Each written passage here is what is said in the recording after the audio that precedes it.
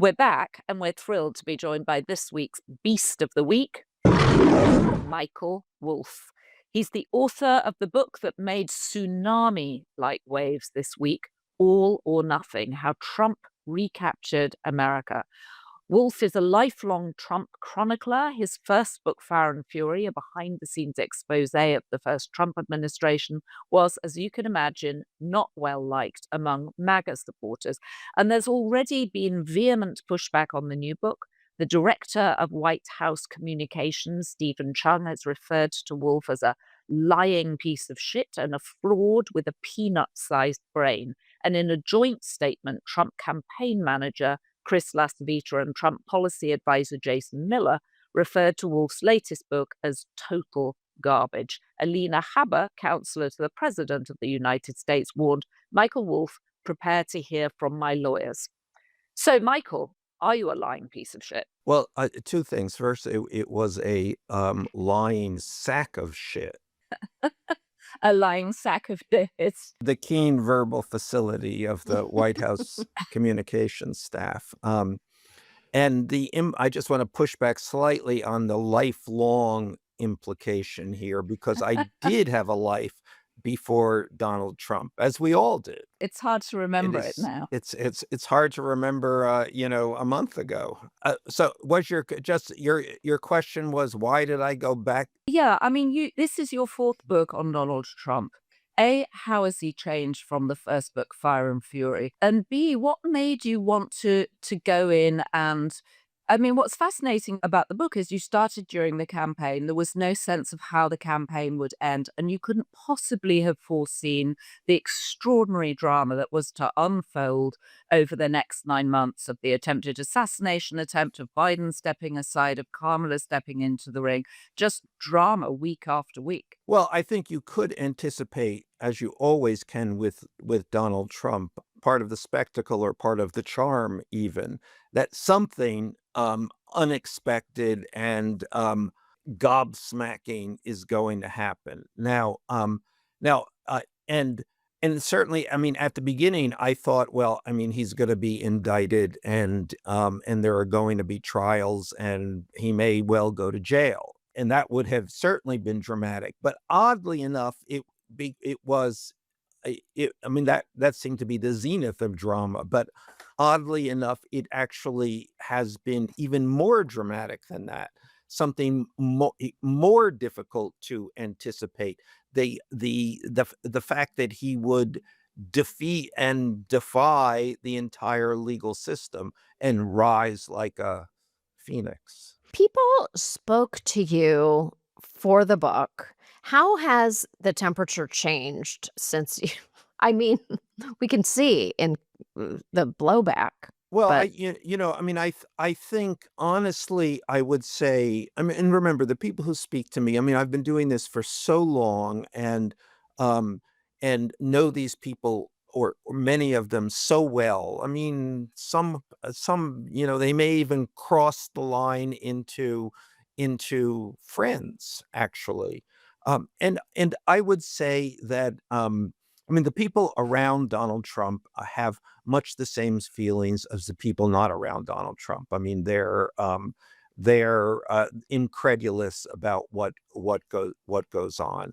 And I think that they also felt, like I think most people probably reasonably and logically felt, that there was no way he was going to actually be elected again. And so the temperature toward me and their own sense of what kind of hot water they might be in has changed with the election. So I think that they're pretty panicked, and certainly at this point want to distance themselves from talking to me. Although, having said that, they are still talking to me.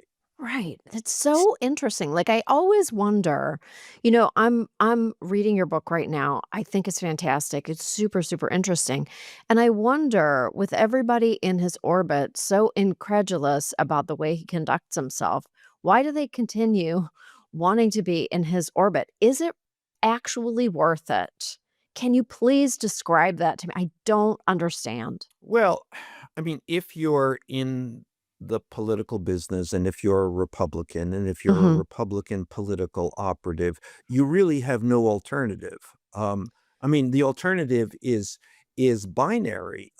You either go to the other side, you become a Democrat. I mean, which Mhm. the effectively the anti-Trump Republicans had come. All those bulwark people, used to be mainstream Republicans. They're functionally Democrats now. So if you still see yourself in this role, then then then this is your, for better or worse, this is your fate. Are the people who spoke to you, are they must be very quite panicked because a lot of the scenarios that you describe in the book were in really close quarters without tons of people in the room. It seems like it would be very easy to determine who was talking. Yes, I mean, I would say that the only thing that sort of mitigates this is that everybody was talking, Right. frankly. Right. So Everybody's talking. so if you parse, it becomes difficult to parse who said what to whom at which point. Is every administration And like and this? also and also the other important thing is that Trump talks. So he is always talking. He is on the phone constantly. So Yes. everything that he says to someone else, and whatever he says he repeats, is quickly retailed throughout the Trump ecosystem, of which I have found a kind of place to be, in which I have found a place to be. Is every administration filled with people who are just dying to talk about every moment of what's happening? No, not like this, No. not like this at all. I mean, there is always obviously, an amount of leaking, but not a moment by moment, word by word, and, you won't believe it. That's how almost Right. every phone call has begun with me over the past 18 months. Because the level of detail is exceptional. I mean, it's incredibly detailed, your work. My goodness. I still don't understand why people talk to you, Michael. Why do they talk to you? Because what's in it for them? I mean, other than to blow my own horn that I am good at this. I am a good listener. I am a non-judgmental, I guess you might say. And over a long period of time, I've gotten to know these people. And honestly, I've written, this is my fourth book. They've liked the other three books. It's an Right. accurate portrait. It may be, you might judge it a devastating portrait, but this is the life. I mean, these people are actually quite clear-eyed about what has happened. To them, they are on this ride, for better or worse, and it has been for both. They lose, they win. They win unexpectedly, and they all understand that's the deal, and they don't, to themselves, pretend that Donald Trump is anything but Donald Trump. And Right. I think it's helpful for them to talk about that. I think it's interesting to talk to me because I've been on much of this ride with them. I think you're like a therapist to them. So they really open up to you because they need to talk to somebody who understands the position that they're in, Yeah, who I mean, I'm not like, and I always try to sort of make this distinction between what political reporters do Mhm. and what I do. If you're a political reporter for the Washington Post or Politico or the New York Times, you have an institutional response and institutional responsibility to how you interact with these people. Mhm. I don't have that at all. So I don't have to have an agenda. I don't have to have questions. I can just listen. Right, right. Trump said about you, and I know for the first book, Fire and Fury, you sat in the White House for 9 months and just it all went on around you, and they barely understood what you were doing. Obviously, now they understand what you're doing, and I'm sure there must be some part of Donald Trump that thinks these books are good for him because A, it just means people are talking about him, and once again, he's likely to be top of the book charts. He said about you in his denial that you're fake news, you're a total loser, one of his favorite words, and no one should waste their time or money in buying this obviously fictitious book. And then he says, I assume, however, he was able to speak to a small number of people. And then he adds, but not meaningfully, which in his response to your book actually validates the book that you did speak to people. Yeah, no. And if he says a small number of people, that probably means that he understands it was actually a large number of people. Right. And obviously his concern, and yeah, and is he concerned, or is he just using me as a way to express his usual contempt and dominance, and it really has nothing to do with me, which I would think is probably the case. But maybe he is concerned that I did also speak to meaningful people, although in Donald Trump's world, he doesn't consider anyone to be meaningful. Right. Right. What would you say is the primary way that he's changed? Because he has evolved. And what is your understanding of him You see, I now? don't really think he has evolved. I don't think No. he has changed. I think part of what Donald Trump does is not change and Mhm. just continue to do what has always worked for what has worked for 40 years. He continues to do the same thing. He might continue to do more of it.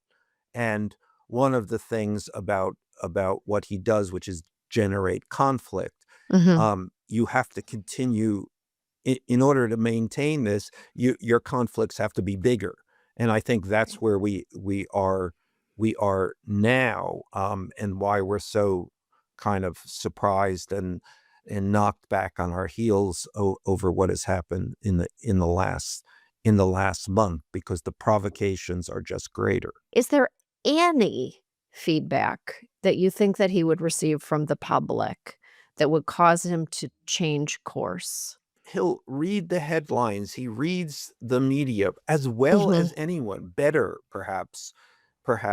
I mean, he knows the signal. If his audience is not responding, he'll change the joke. I mean, Right. he is like a comedian in that. If he's not getting the laughs, if he's not getting the response, he'll find something else. And that does change. I mean, he doesn't get the response because people get bored with what he's doing, so then he has to ratchet up. He has to create some other kind of conflict. Mhm.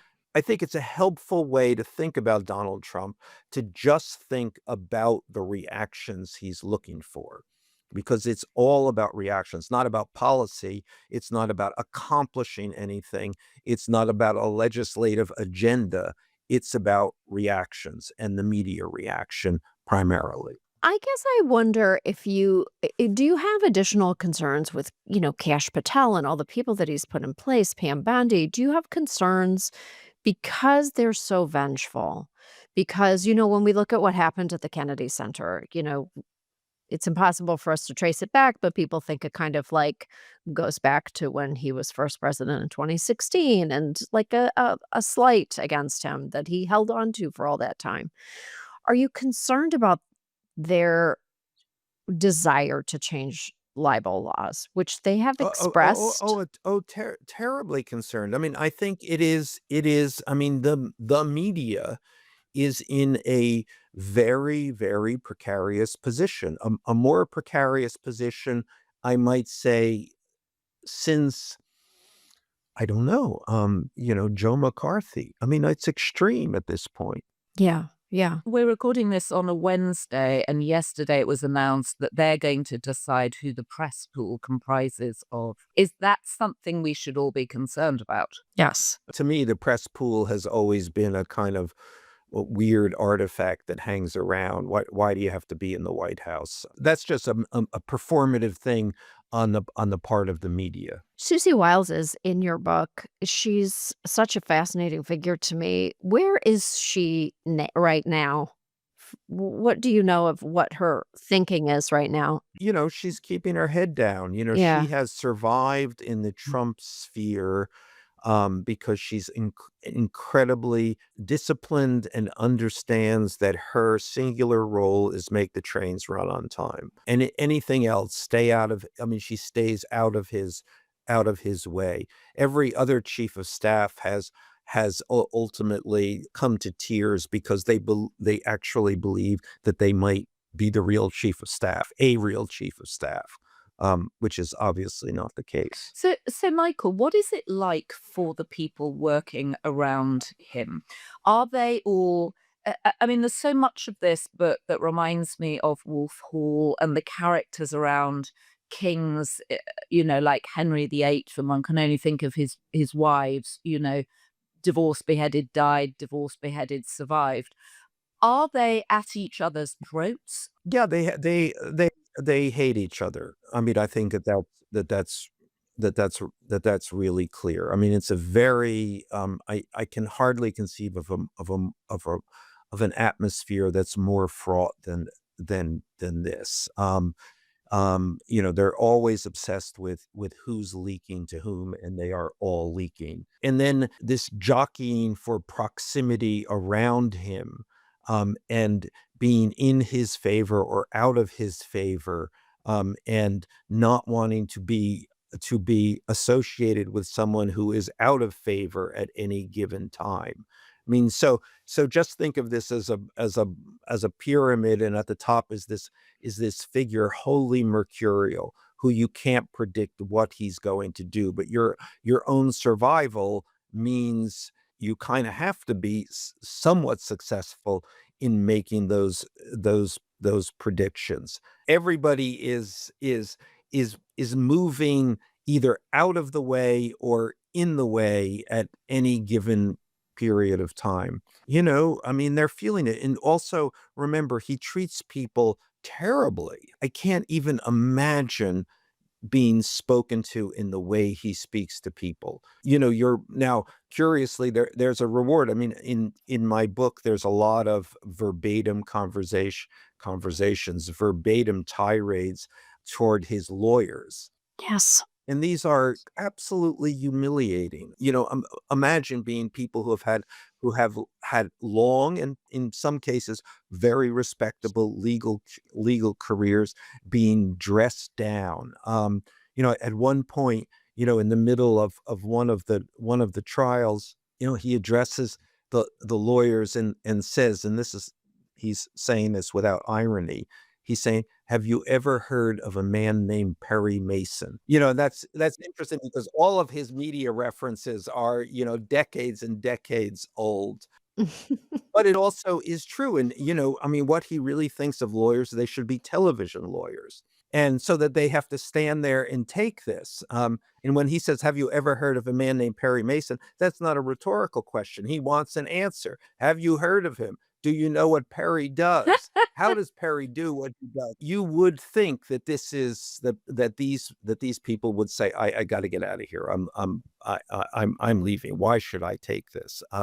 And I suppose the reason that they should take this is that these people who he has shit on a daily basis, they now run the Justice Department. How is Donald Trump managing with Elon Musk? Can you explain that relationship to us? My understanding from inside is that there's a rising level of irritation. But having said that, Elon is very useful to him at this point. Elon is more out in front of things that fundamentally are probably unpopular. Firing people is never popular.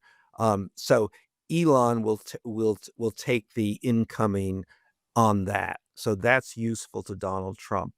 At the same time, he's in this, he's gotten himself into a sort of a difficult position because the media is saying, well, this relationship is going to end any day now. So therefore, he can't do what the media says he's going to do. But I think probably the model here, Elon is actually in the Steve Bannon role from the first administration. Mm. I mean, they were both on the cover of Time magazine as the real president, that kind of thing. And Bannon lasted for 6 months. So I think that's probably the Mm. measure for Elon. And where does Melania live? It's such a point of discussion in the book, and I'm so curious.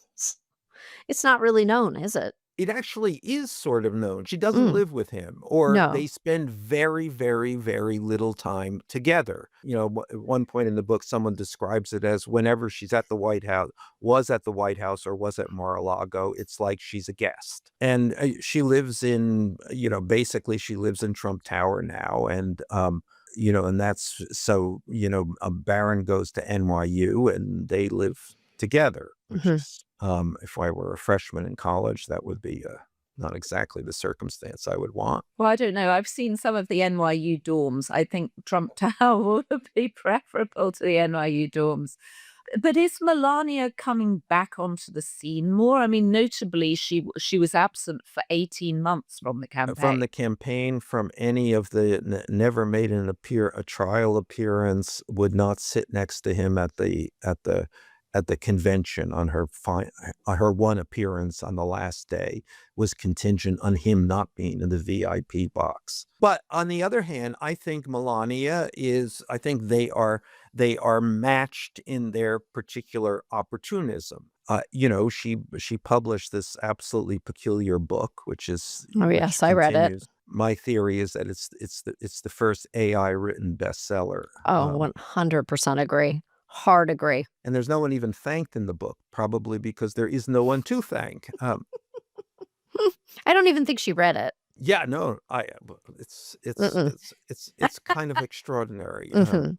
But she's having this documentary. Jeff Bezos is paying her millions upon millions of dollars to do this documentary directed by Brett Ratner, totally peculiar in every respect, and a payoff, and a bit again, this is her opportunity. Mhm.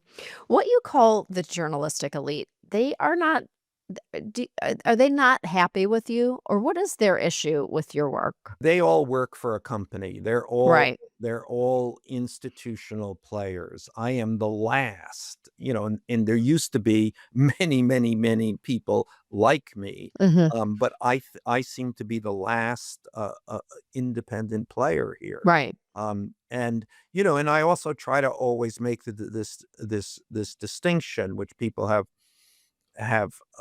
trouble with, that there are political reporters do something different than I do. I am a writer. Right. I am not a political reporter. I'm not particularly even interested in politics. I'm interested in character. I'm interested Mm. in this incredible story for its own sake, not for how it relates to policy or legislative agenda, or who ultimately is going to prevail in the Republican Party. So that's a I think people have many colleagues have some trouble with that, and also, um,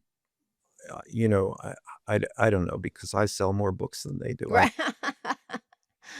I don't know, but my main point is always what they do is fine. I mean, it's Right. it's great. It's just not what I do. And the important thing is, or always was, to have different ways, different windows through which to see these Right. events. And I am fundamentally a magazine writer, long form, whatever it is, and that was always a genre fundamentally about character. Right. And now there are no magazines, so there are no magazine writers. So, Michael, understanding as you do Trump's character and his desire for reaction, what drives his apparent appeasement of Putin? Well, that is the question. I mean, this is the question that has been going on for nearly 10 years now. What does Vladimir Putin have on Donald Trump? What can Vladimir Putin give to Donald Trump? How does Trump benefit in this relationship? I mean, the all of these questions, I I think it's reasonable to presume, actually have an answer. We just don't know the answer. I mean, I sat around once with after Trump had gone to meet with Putin in Helsinki, I believe, and this probably would have been in 2000 18, 19, I sat around with Steve Bannon. We had actually gone to Europe together, and it was trying to figure out exactly, with Steve trying to figure out what Putin might have on Trump. It was with Bannon acknowledging that this was all too weird for words, and that he described that news conference afterwards. Trump looked like a whipped dog. So what had Putin said to Right. Donald Trump to bring him to heel? I mean, this is a I mean, this may be the central question of our time. And also I kind of look at Marco Rubio now, just trying to parse these new developments with in such a state of discomfort that it actually strikes me that I don't understand why he would want to be Secretary of State, knowing that he was gonna have to kind of like knowing that he was gonna be a part of appeasing It's Putin, knowing it's it's so so difficult to understand because, yeah. on empirically, every relationship that Trump has had has ended in tears. Yes. To assume that yours will not is a level of denial I can't even imagine. Mhm. Nevertheless, that's what all of these people have effectively done. They Yeah. have effectively say to themselves, "I can be the one person who is different."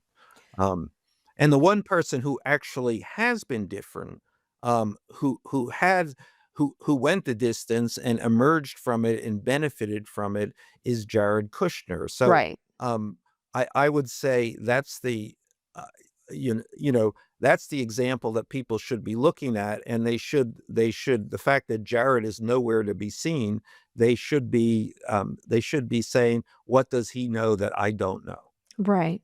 And I'm curious what you think that because with all of the nominees that he made who are just he's chosen so many people who are totally unqualified for the positions they have now achieved. What is the benefit to Trump, who I don't think probably even thinks about the positions they've taken on certain issues? He's just was it so intentional to just choose people who are such bizarre choices? Like it is such a Yeah, no, I think these are provocations. right. In the book, I quote a friend of Trump's is trying to analyze this, and this friend, having had a conversation with Trump about Bobby Kennedy Jr., Haggith, and what's his name, Cash or Patel? already forgotten his name, Gates. Oh yeah. The Matt Oh, Matt Gates. Yes, Gates, and the AG. Trump is saying, "Well, they all have women problems, so I can't wait to see how they handle that." Um, Mm. and, Oh, um, and then this person interpreted, Trump is not really concerned with the fires he sets. He's really what really is he finds compelling is the fire engines and all the noise and these, right. big trucks heading down the street with their sirens on. So it's like for him, it's like a real life version of watching Survivor. Yes, and it is really probably the most important thing to always keep in mind. Trump was the star of a top-rated reality television Mhm. show for 14 years. Not a year, not 2, 14 years. I mean, you must internalize all of that kind of thing. What does a reality show have to do to keep its audience's attention? I find it so chilling. I told Joanna last week that I do think that what often happens is that he has like a really weird dream and then wakes up in the morning and thinks, I'm going to do the thing. I dreamt this crazy thing last night. Should we do it? And everybody goes, oh, okay. And then they enact those visions. Yeah, I mean, that's absolutely true. The only difference is they don't say, "Oh, okay." They say, "Oh, fuck." Right. Well, to you, they say that. And then they have to figure out what to do, how little they can get away with doing. Right. How do you suspect this second go round is going to end? in tears. It always does end in tears. I mean, the remarkable thing about Donald Trump is it ends in tears and then he comes back again. But certainly everything that is going on by any reasonable measure, by any logic, is unsustainable. This is, provocations at a punk rock level. There's ultimately no point to them except the provocation itself.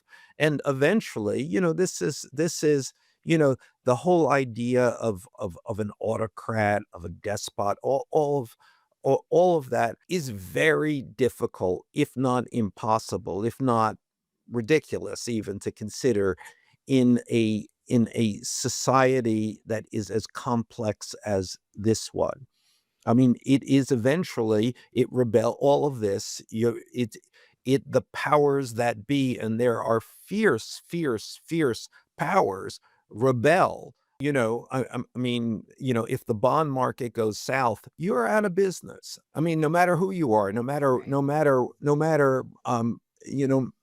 how rich you are, no matter how powerful you believe, no matter how the Republican Party is at your feet. Right. I mean, I don't remember who said in the last number of years that was a politician. Maybe it was Obama. When he died, he'd like to come back as the bond market. There are forces out there, many forces, not a few. And now, Trump is trying to, screw with the Pentagon, with the military. Well, good luck with that. Well, Michael, your book is delectable.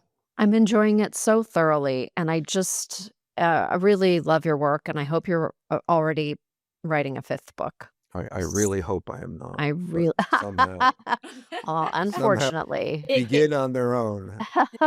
Thank you so much. Thank you, and I'll speak to you both soon.